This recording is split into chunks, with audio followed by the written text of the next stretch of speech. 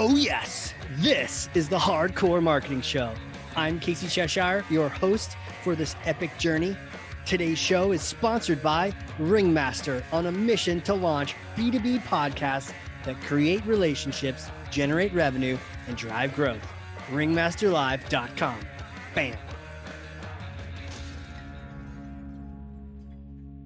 All right, I am here and I have a brand new cup of coffee. I have not even opened the lid yet.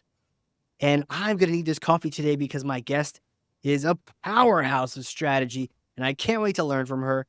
She is an absolute badass. Well, who is she, Casey? Tell us about her. Tell us. All right, here it comes. Well, this is an international edition of the show, all the way from the beautiful city of Toronto, a B2B marketing leader, a researcher, an analyst, and an advisor to the stars. Decades of experience, and her superpowers are in ABM and GTM and customer insights and the sales journey.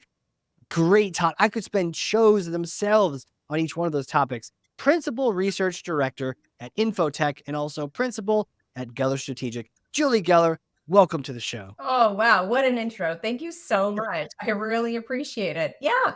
I honestly couldn't have done a better job myself. So thank you so much. I think you really tied up what it is. There are about over 20 years of experience in the B2B industry, working with different SaaS providers and platforms like Cision.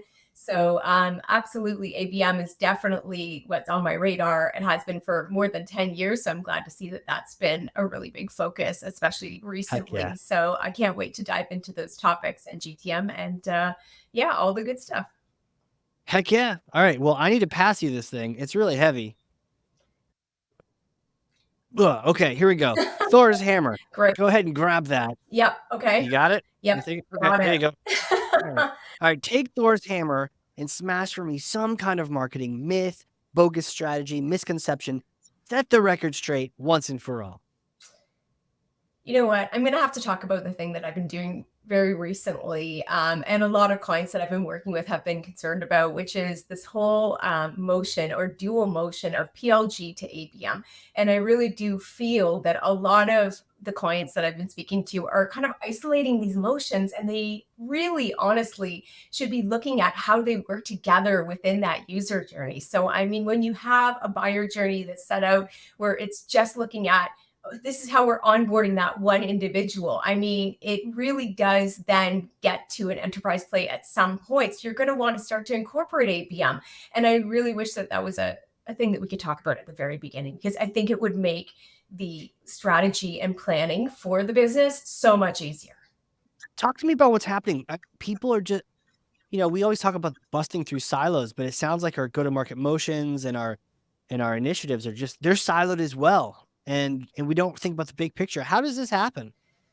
Yeah, I think what happens is that you've onboarded a product manager, or you've been working with one for years, and they centralize their process around what it is that you're trying to introduce into, maybe you're designing a larger go-to-market, and you're designing a very specific PLG to overlay on top of your sales motion right now. So you might be sales led, and you're saying, okay, you know what, how do we then kind of do that together? And of course you can, but you need to at some point improve that other process so you can have them working together.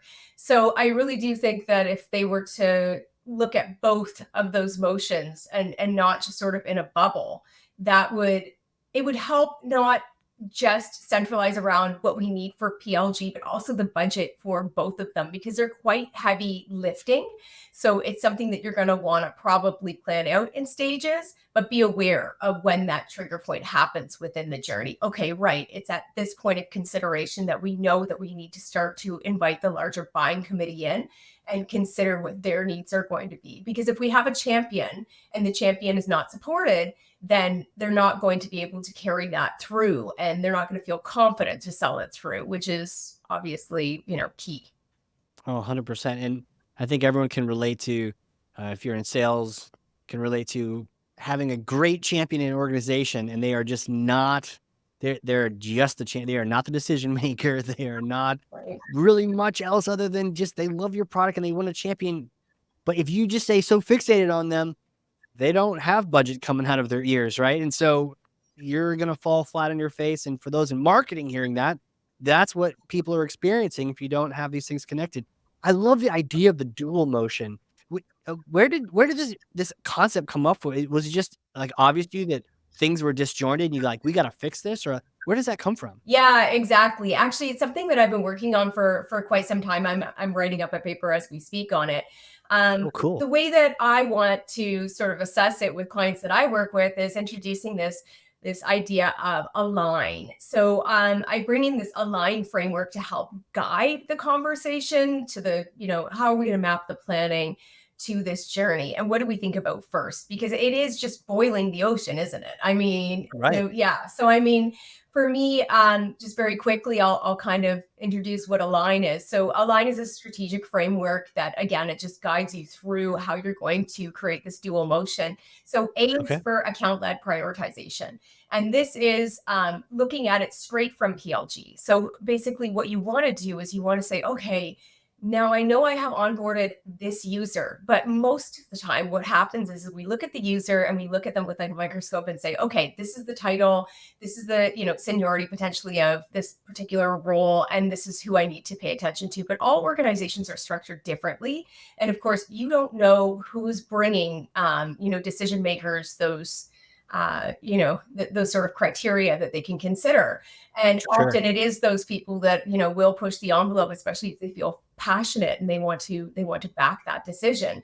So so account-led prioritization starts where you look at your PLG motion and you start to split it up and say, okay, these are the accounts that we really want to be concentrating on, and we want to make sure that they have a good experience. Pay attention to their adoption, making sure that they do follow those steps and they're going through all of the I guess, assignments as you set out. And it should be one of those things that you look at the assignments and say, what is it that I'm getting them to do to bring them to a level of understanding of how our product is different? So when you look at your positioning, what is it that you want them to take away from that experience, right?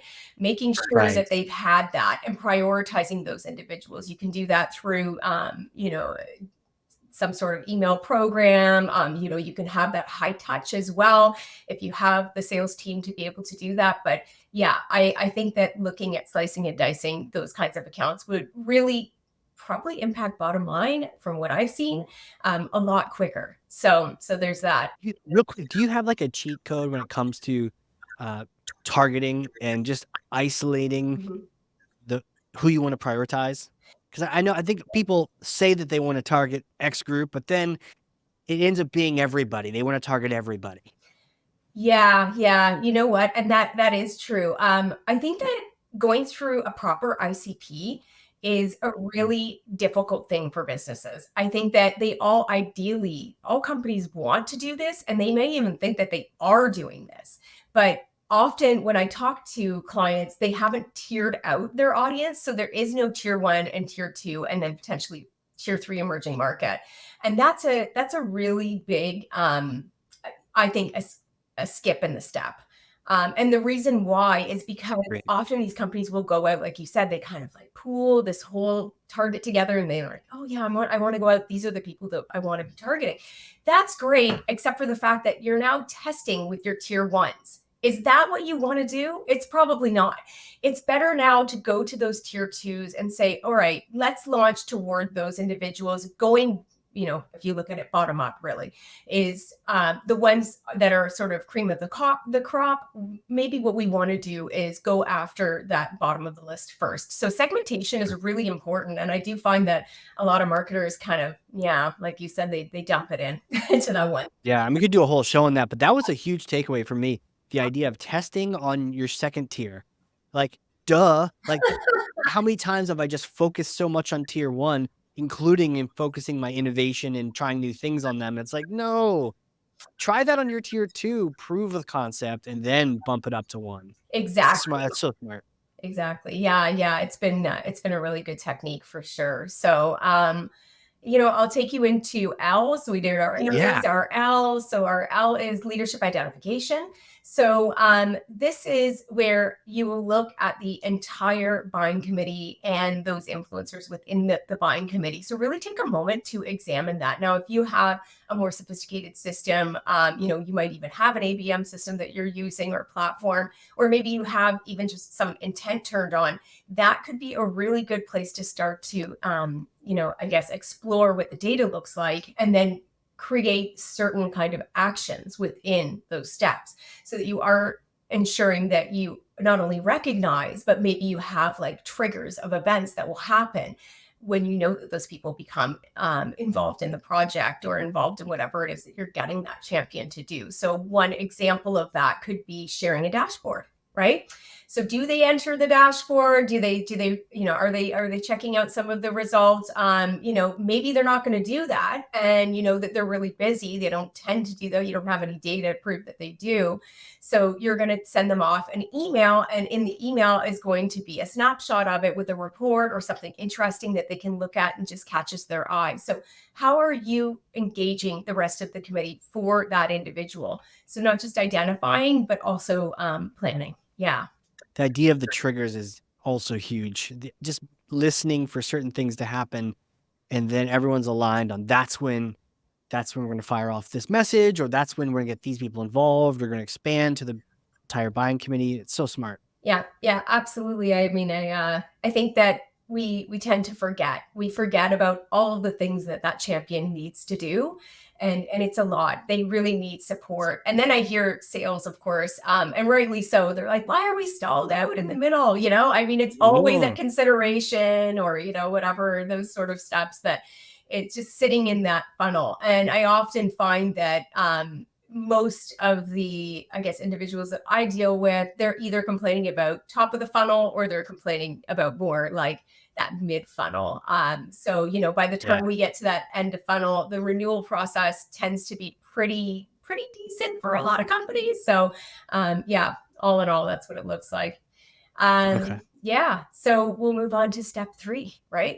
Yes. AL, and next comes I. Exactly. So I is our ICP-centric intelligence. So now that we've identified those decision makers, I think that the next step is to understand again, where are your well-defined ICPs? Is this a time where you want to bring up what you did at the beginning of the year and you want to re-examine it and just sort of say, hey, you know what? Do we have the right buyer? In fact, do we have other considerations within this process? So if you have any, I guess, dynamic platforms where you can generate ICPs that, or like indicators of ICPs, and you can lay that out for yourself, I highly recommend it. One step is to create that ICP. The second step is really to bring it into even your marketing automation system. Are you, or have Mm. you tagged every individual in that list with a buying committee, tag or label? Do you know who they are? Where do they fit? If you were going to pull them into a campaign, or if you were going to create a segment of those individuals, how do you know who they are? They have to ladder up to either a tier 1, or like we were talking about, the tier 2 or the emerging market. And then that way you're not speaking out of turn to them. And with the introduction of AI, like, there really is not, I mean, we've been working on this for a long time. It's not new, but I mean, really, there's no forgiveness. And I actually just, I was asked to contribute to an article for CX Dive, and I was talking about how that permission space is just, it's gone now, that you don't have the permission to speak out of step. Right. Right. So that would be the personalization, making sure that you are going down to a granular level, especially on those high value accounts that we had talked about, right? So I mean, if you've identified any of those, making sure that you pull that in. Something that I have seen is that a lot of companies, despite all of the great technology that we have, they haven't identified that these individuals actually have purchased a package that is XYZ. This would go well with that package. And that's really the that's kind of the essence of ABM, is being able to upsell and cross sell. But if you don't have that all set up in your systems, then obviously. You're No, speaking to them for sure. generically. Yeah. Okay. Do you have a favorite? I love the idea. I mean, some of these stories are great. Getting granular Mhm. with that information. Do you have experienced any? I'm putting you on the spot here, but just any stories that come to mind around getting really granular in the data, whether around it's a particular member of the committee or the committee themselves? Yeah. I mean, I think that there's a client that I'm thinking about right now, that's in the business architecture space. I mean, I guess I Cool. properly call it enterprise architecture. They're two different things, but they don't have a business architecture category at the moment. So Sure. when you look at a role like that, that's an emergent role in companies, and it's gaining a lot of traction. It's very important, and then there's a lot of this software that's being created for these types of individuals. I think that one of the things to keep in mind that you realize as you go through interviews and all of the necessary steps of understanding what are the jobs to be done for that person, and really getting in there and not just sort of glazing it over and saying, well, we know what this person does. No, like really get into the language of what those jobs are, Mm, speak to them in a way that makes sense for them. And I think that realizing whether they have a budget line or not. And often, a lot of times, your champion, and I know this might sound very common, but your champion doesn't have a budget. So, okay, right. right? I mean, so Yeah. if they don't, why are we just giving them a seed and then we're giving them like the first intro and then we're saying, hey, let her rip? Like what they don't know how to be onboarded properly. A lot of times I've seen that, not just that, but partnership programs fall apart because those really strategic ties are not made as to what the program is going to be. So, yeah, Makes total sense. does that answer that question? Kind of. Yeah, definitely. Yeah, cool. All right. All right. That's silent G in a line. Yeah, the G next? yeah, it is the genomes. Yeah. So step 4 is goal oriented personalization. So we just talked about jobs to be done. If you don't talk about jobs to be done and you don't ladder goals to the jobs to be done in the language they use, so again, interview, it's worth the time, do it. You can get a sense for what it is that they struggle with. I always like this question in interviews of asking them, so tell me what keeps you up at night. You know, tell me why you decided to look for XYZ right now, as opposed to any other time, right? I want to know what they struggle with. I want to know what they're looking to correct.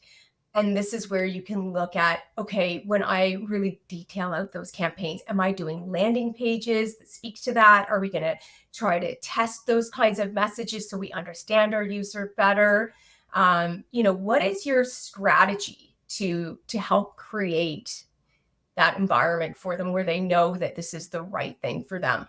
And I think right there, if you can speak to them in a way that's very targeted, and I have to just add here that AI, while it's great, going in to ChatGPT or whatever your platform is that you're using and getting it to generate something that sounds really good because it sounds professional is not going to do it. This is where we do start to need to look at conversion writers and other people that we do, maybe we're not using as much anymore because we think that we can do this, kind of on our own. But, if you are, I would say goal oriented personalization is top of the top for me. Yeah. Yeah, are these like SMART goals? So you're trying to find out like what are the metrics they're trying to hit related to the jobs, or even just the overall strategy is good enough here. I think what you're trying to figure out is causation. You're trying to figure out what caused. I think especially if you're looking at being disruptive, if you're playing in a disruptive strategy space, it really is important to look at what has caused this to happen instead of what is the correlation. And often we as marketers stop there. So I'm glad that you asked that question, because I feel like it's a lot of like, here's XYZ role, right? Like we want all directors of so and so, or the famous one I get. This is like a lot, which I think has to talking about the whole myth busting at the beginning, but Smash it. we're targeting the CFO. No, I mean, we're targeting the CEO.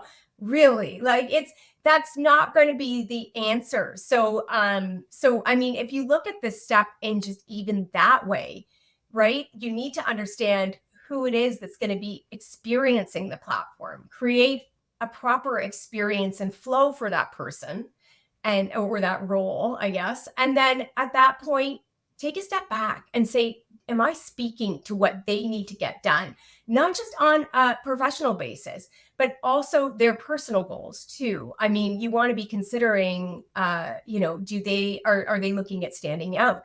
Are they looking at growing their team?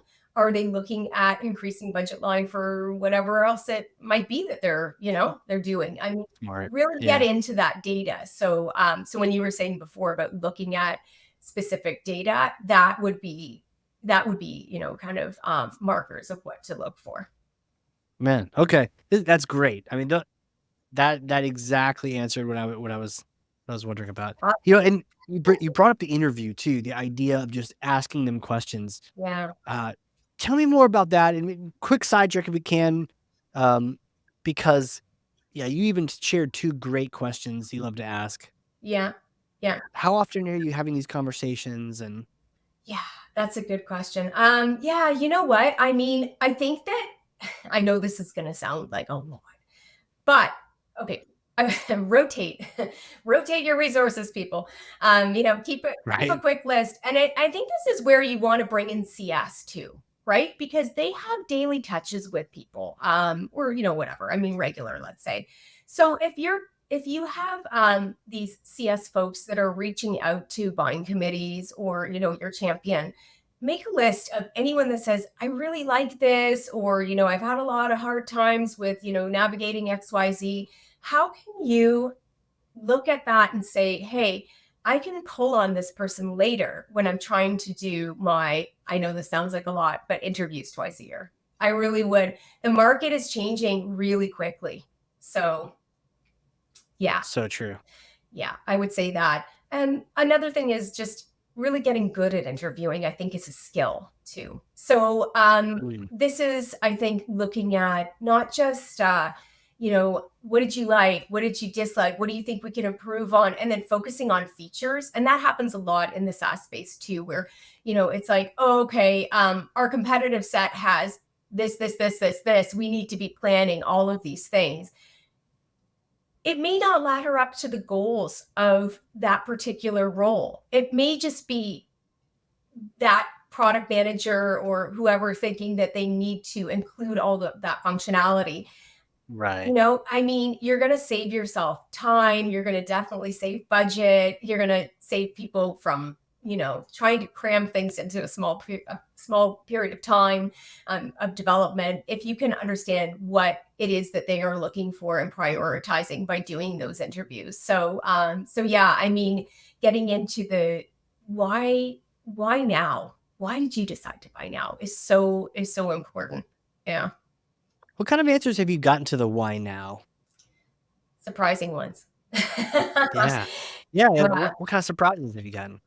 I think that when you ask a question like that, you sometimes get this like really nice window into a business with, oh, well, I didn't want to say, but we're looking at potentially selling or exit strategy or right? And I mean, you would never Yeah. think to necessarily ask that unless you were maybe having a conversation about pricing or, that kind of thing.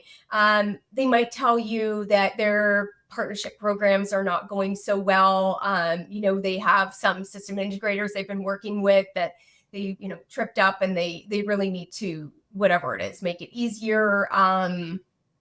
They're employing ABM and they're looking at unifying the the CS sales and marketing team. That's often very disparate. So all 3 teams need to come together. They don't quite know where should I start, right? I mean, the answer is Right. start with your ICP. But anyway, actually, I would dig in and go into the align principles and go into the account-led prioritization and really look at Okay. what you have, what data you have. But I guess that's just a little tip. But yeah, Yeah. it's really surprising. Yeah.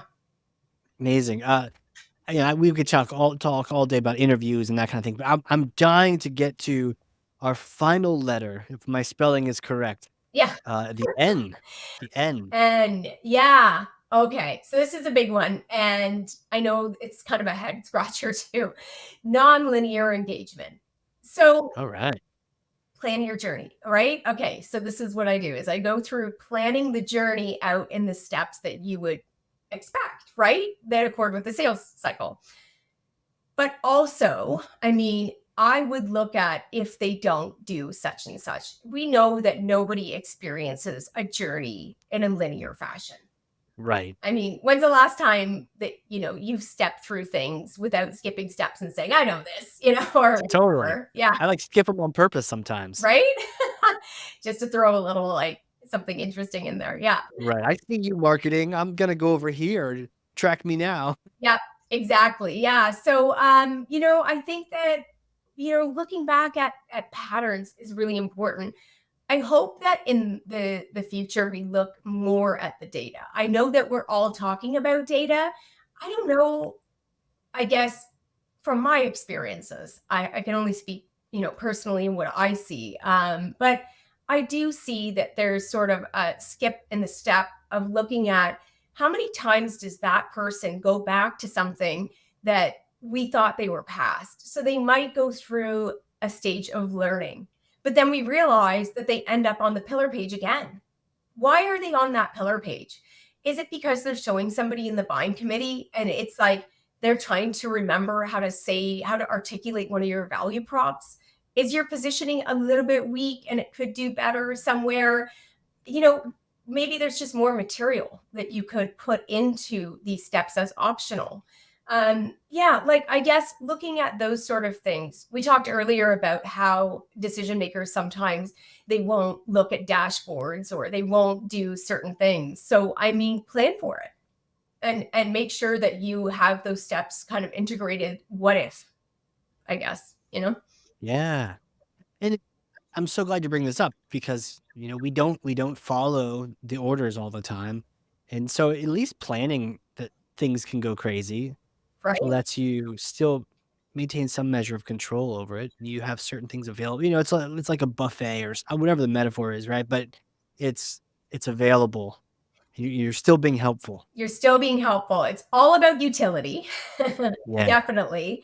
And I think that we know I think there's a reason why we're attracted to the like marketing and strategy space. And I really do think that there's such a connection to human behavior at the end of the day. So, if you can put yourself in that person's shoes, I mean, through an interview, maybe you talk to your sales team on whatever, it has to be regular, obviously. So, on a regular basis, asking them questions about where they get stuck in conversation and what's a challenging conversation that they have on a weekly basis with clients and what vertical is that. And, really digging deep to understand where things are getting caught because personally it's sort of like this thing I found that it's this, maybe it would be the CEO, it might be whoever in the sort of C-suite that says we haven't been doing anything.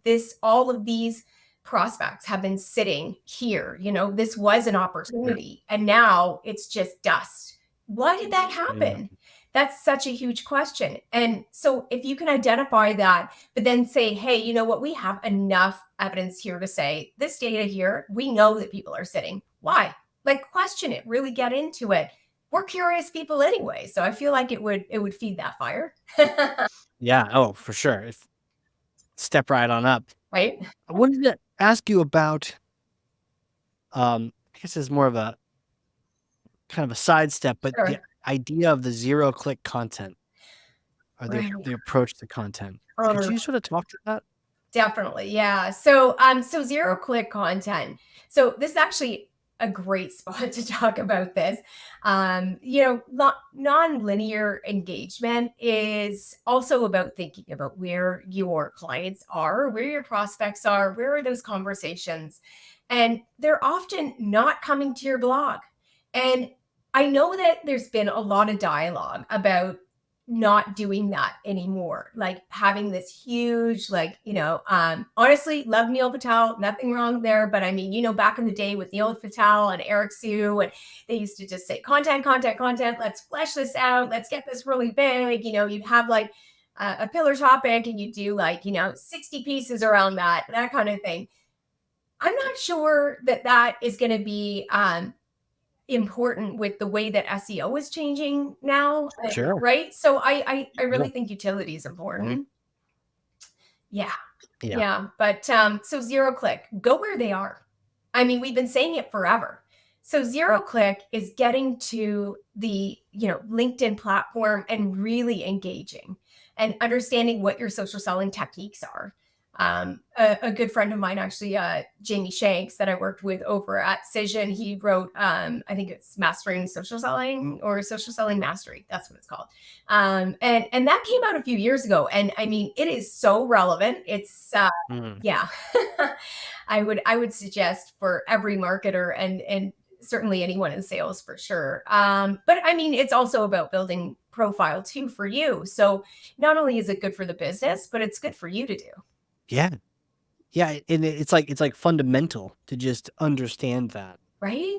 So I mean, yeah, they start building it in. Think about how you want to appear online and help your sellers get online too. I mean, they're there. I can't say that I've seen a lot of sellers on the regular have this like wonderful dynamic. They do need to be in a thought leadership position to some extent because True. otherwise no one's going to want to have a conversation with them, right? Like that's where you just run away. That's it's true, right? Sales is sales is sales unless you're a thought leader, in which case, okay, I'll listen to you now. That's a really good point. Right? So yeah, absolutely. Yeah. I don't know how many times that, we've all had that. Are you ready to buy now? I mean, like, no. We're Yeah. not. We're not ready. Yeah, exactly. So I'm not sure that we can even call that inbound, but yeah. Seriously. So, love to know more about the research you're doing. You said you have a paper coming out. Talk to me about the kind of things you're putting out and what I should have, on my radar and be checking out. Yeah. I think I'm I'm that person where I don't know if you do this, Casey, maybe you do, but where you kind of get interested in so many things. You have all of these things happening in tandem, right? Yeah. Technically. Yeah. That's me for sure. Yeah. I mean, I think that so yeah, the dual motion is definitely top of the list.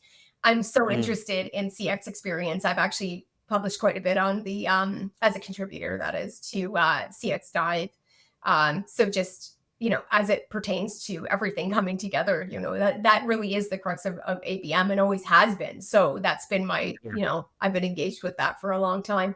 One That's of the fine. other things that I am looking at doing is I'm sort of building out a framework around how to use collateral. I think that Mm. we have these review platforms, certainly. So Infotech has a review platform called Software Reviews, and we all know of the other ones. They're ubiquitous, so I don't even need to mention them. That's right. They're Voldemort. We don't say their names around here. We don't, but Right. we know who they are, and the Sure. good or the bad. We see that there's reviews sitting there. We know that there's reports and there's different kinds of assets to be using. What Right. I don't see a lot of is the way that we engage that in and plan into a strategic framework so that we can deploy it as a campaign. And so it's kind of like, and I know you've seen this too, right? Like where you go to a LinkedIn page and you go to their company page and it's just like us, we scored this, we're the winners of that. And it's just Yeah. so much me talk, right? So much. I, I don't think anyone's a big fan. And I don't know if somebody's going to let these people know about it, but You're the best place to work in San Francisco. Yeah, great. right? I mean, like, it's just not interesting. And it doesn't ladder up to those jobs to be done as well. Like, it doesn't speak the language of that ICP. So while you don't spend time figuring out who that person is, whether you're like either not going through with the interviews, which, I don't think you're doing yourself any favors, or, No. you aren't hearing out the audience, you're not going to be able to use the assets in a way where it's going to create traction and good quality leads and hopefully opportunities, obviously. So I think that going back and looking at it as a framework is really Mm, helpful. So yeah, I'll have that piece coming out pretty soon as well. And that to me has to do with which short form and which longer form content you're going to use at what stage, right? And okay, yep, how you're going to lead them back to your website if that is your goal. So if you do want them to download something, and yeah, if you do want to gate it, if you're going to be one of those guys and you're going to gate it, it's not going to do the job to just say, hey, really great report that you need to like, I think it's just putting a little bit more thought into the buildup of that campaign around jobs to be done. Yeah. I hope I've got it. done that some justice. Yes, yes, and framework makes sense, and it gets you out of jumping to the next shiny thing. It's like, okay, let's be deliberate here, and let's not, launch a whole campaign and not have anywhere for them to go. Like that, we got to make sure we're in order. I love frameworks, so that'll be great to come out. Yeah, absolutely. Thank you. And next question is like, who are you? How do you know all these things?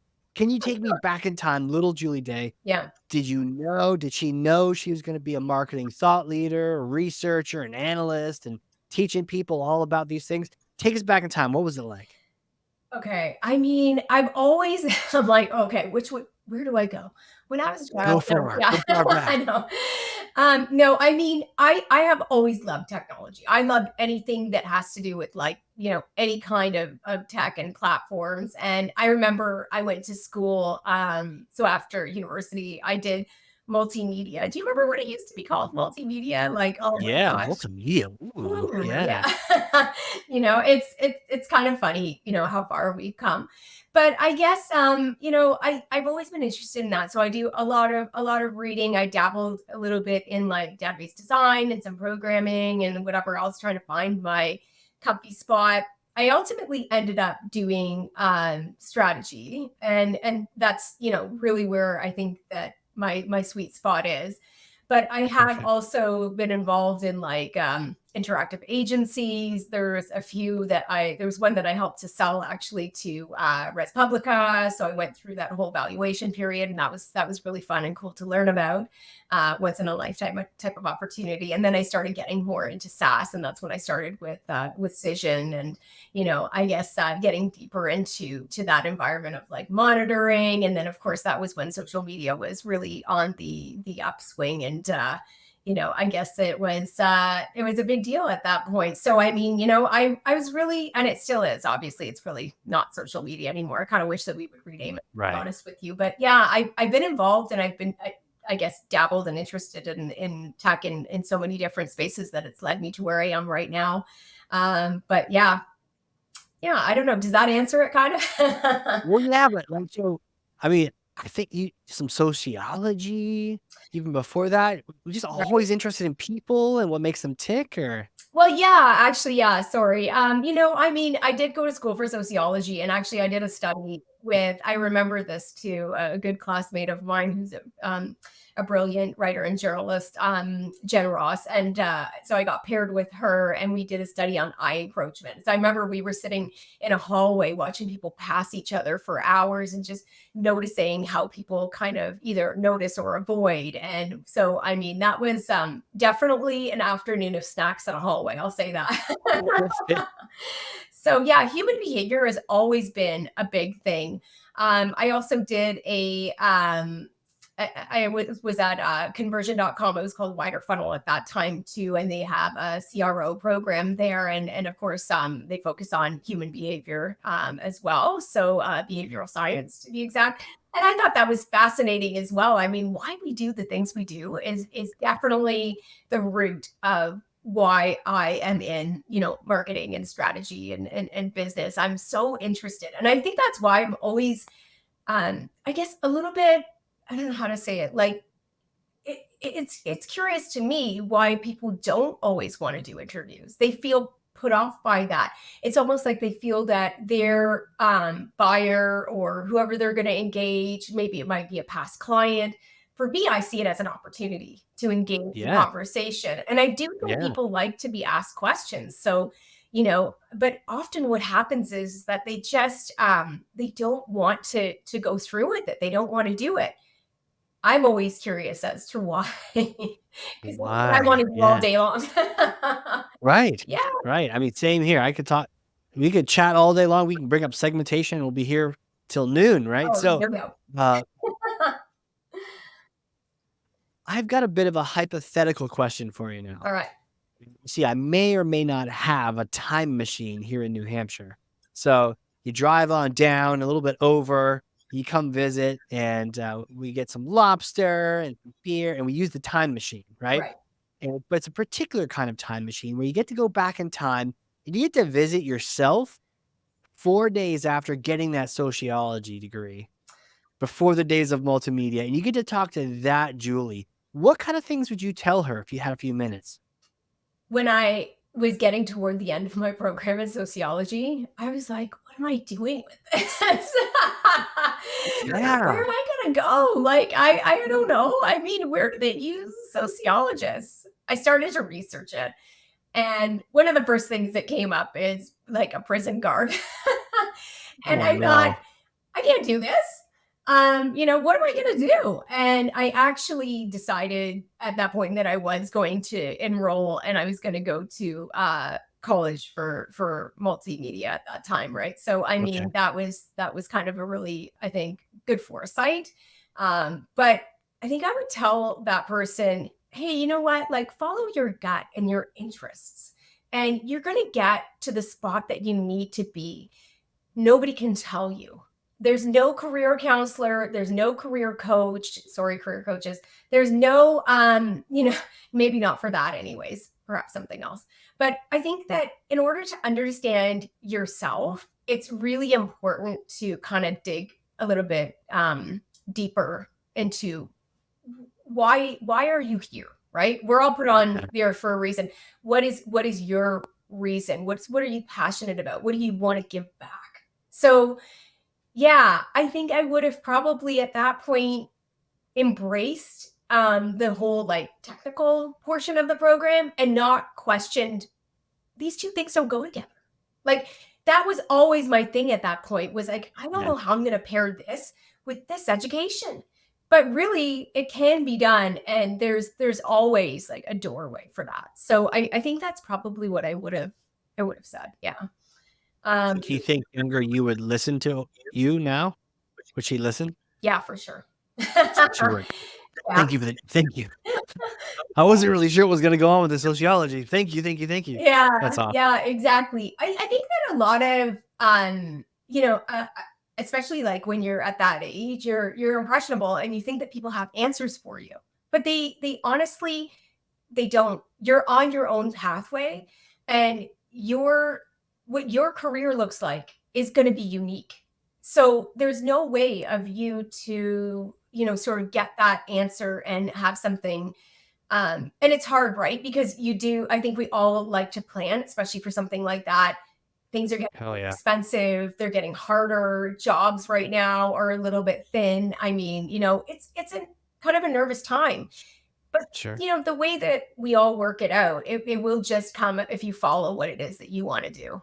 Things can always be I call them monster trucking. Can always monster truck. I love that.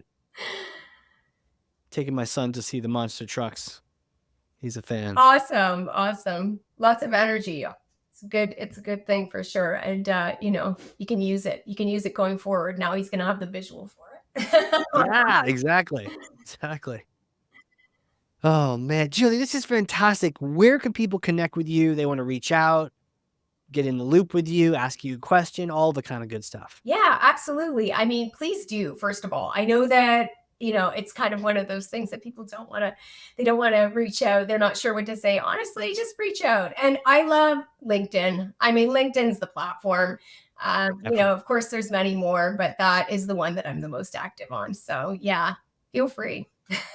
Awesome. Well, thank you so much for coming on here. I've just learned so much. I mean, the align, I think we could do an individual episode on each one of those letters, but just getting me thinking about the dual motion and also thinking about testing on tier two. Sorry, tier two, but and like, but being smart about it. So good. I am revving up the monster truck right now to go put these things in action. So thank you for coming on here. Yeah, thank you so much for the invite. This is so great. I really appreciate the time and awesome questions. you made, Hell yeah. you made For me those think of listening, this. if you learned something, I freaking know you did, Mm. because I literally have 2 pages of notes over Oh, here, wow. front and back, Oh, ran out of space. I'm in the margins. Then share this with like one person, 5 people, 9,000 people, whatever. But that's thought leadership. Get good information in other people's hands. Tag Julie, tag myself. We'll have a little LinkedIn party in the comments. And really, we'll create some thoughts and we'll create some energy and some movement. So I look forward to that. And again, Julie, thank you again for being on the show. thanks so much, Casey. Really great to speak with you. Looking forward to keeping in touch. Heck yeah, heck yeah. And this has been another crazy cool episode of the Hardcore Marketing Show. We will catch you all next time.